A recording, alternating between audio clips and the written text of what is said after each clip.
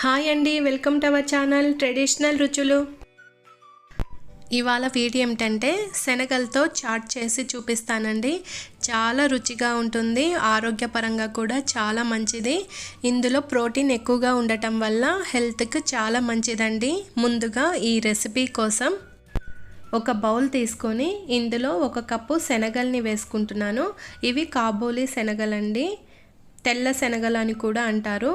ఇందులో బౌల్ నిండా వాటర్ పోసుకొని వీటిని 7-8 గంటల పాటు నానబెట్టుకోవాలి.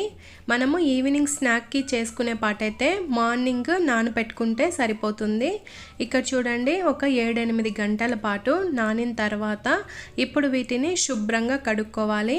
ఒక 2-3 సార్లు కడుక్కున్న తర్వాత ఇప్పుడు ఒక ప్రెషర్ కుక్కర్ తీసుకొని ఇందులో 1/2 టీ స్పూన్ వరకు సాల్ట్ వేసుకొని శనగలు మునిగేంత వరకు వాటర్ పోసుకొని కుక్కర్కి మూత పెట్టేసుకొని వీటిని 2 to 3 విజిల్స్ వచ్చే వరకు ఉడికించుకోవాలి.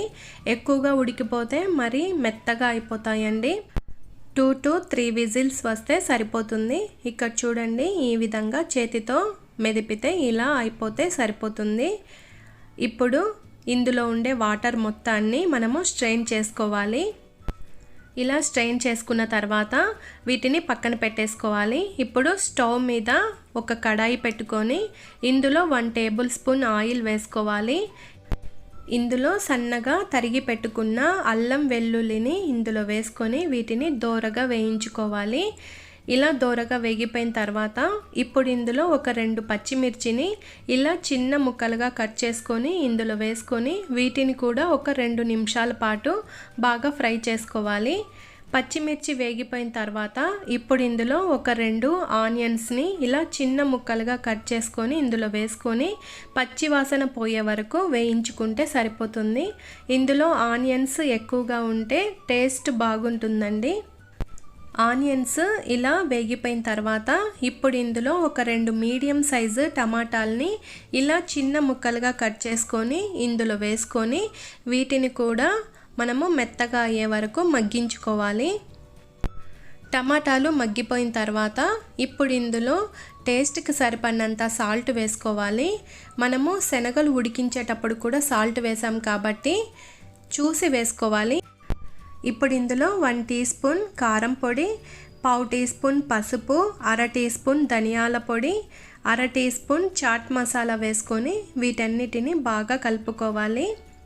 ఇవి బాగా కలుపుకున్న తర్వాత ఇందులో ముందుగా ఉడికించి పెట్టుకున్న శనగల్ని కూడా వేసుకొని బాగా కలుపుకోవాలి.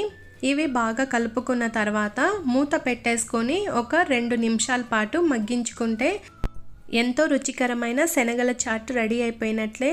చాలా టేస్టీగా ఉంటుందండి. తప్పకుండా ట్రై చేసి చూడండి. పిల్లలకి చాలా మంచిదండి. ఇది వేడిగా తింటే చాలా టేస్టీగా ఉంటుందండి. తప్పకుండా ట్రై చేసి చూడండి. ఇకంతేనండి వీడియో. మీకు నచ్చినట్లయితే ఈ వీడియోని లైక్ చేయండి, షేర్ చేయండి. అదేవిధంగా ఇటువంటి మరెన్నో రెసిపీస్ కోసం ఛానల్ని సబ్స్క్రైబ్ చేసుకోండి. Thank you for watching. Take care. Bye bye.